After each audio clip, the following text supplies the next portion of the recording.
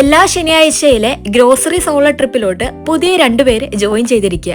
ഈ രണ്ടുപേര് ഞങ്ങളുടെ വീട് ദീ കാണുന്നതാണ്, അവരുടെ വീട് ദീ കാണുന്നതാണ്. ഞങ്ങൾ ആക്ച്വലി 7 മാസങ്ങൾക്ക് ശേഷമാണ് ഓപ്പോസിറ്റ് രണ്ട് മലയാളികളാണ് താമസിക്കുന്നത്. അതായത് ഞങ്ങൾ താമസിക്കുന്ന കാര്യം അറിയണത് തന്നെ. നമ്മുടെ നാട്ടിലെ ഒരു അയൽവക്കത്തിൻ്റെ ഒരു ഫീലാണ് ഇവരെ കണ്ടപ്പോൾ കിട്ടിയത്. നമ്മൾ വീട്ടിലായിരുന്നപ്പോൾ, അതായത് നമ്മുടെ നാട്ടിൽ നമ്മൾ കറി വെക്കുമ്പോൾ, അല്ലെങ്കിൽ പ്രത്യേകിച്ച് സ്ത്രീകൾക്കായിരിക്കും ഇത് കൂടുതൽ കണക്റ്റ് ആവുക. എന്തെങ്കിലും കറിക്കിടാനില്ലെങ്കിൽ നമ്മൾ എന്താ ചെയ്യുക? നേരെ കടയിൽ പോവില്ല, അതിന് പകരം തൊട്ട് മതിലിൻ്റെ അവിടെ പോയി നിന്ന് അപ്പുറത്തെ ചേച്ചിയോടോ അല്ലെങ്കിൽ ആൻറ്റിയോടോ ചോദിക്കും. അതിന് പ്രതിഫലമായിട്ട് നമ്മൾ ഉണ്ടാക്കുന്ന റെസിപ്പി ഒരു പാത്രത്തിലിട്ട് അവർക്ക് കൊടുക്കും. അങ്ങനെ രാത്രിയെന്നോ പകലൊന്നും ഇല്ലാണ്ടാണ് നമ്മൾ ആ താലം കൈമാറൽ നടത്തിക്കൊണ്ടിരിക്കുന്നത്. ആ ഒരു അനുഭൂതിയാണ് ഇവിടെ വന്നപ്പോൾ ഞങ്ങൾക്ക് കിട്ടിയത്.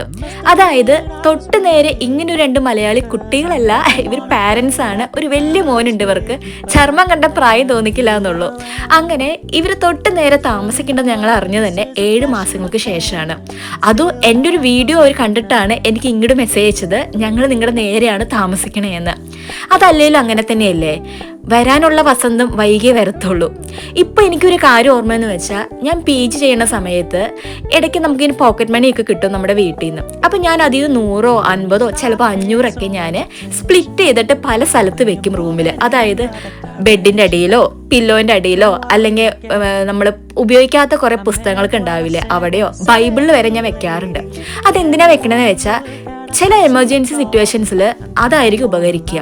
പെട്ടെന്ന് പോയി തുറന്നു നോക്കുമ്പോൾ എവിടെയും ഒരു 100 രൂപ കിട്ടിയിട്ടുണ്ട്. അങ്ങനെ എക്സ്പീരിയൻസ് എനിക്ക് ഉണ്ടായിട്ടുണ്ട്.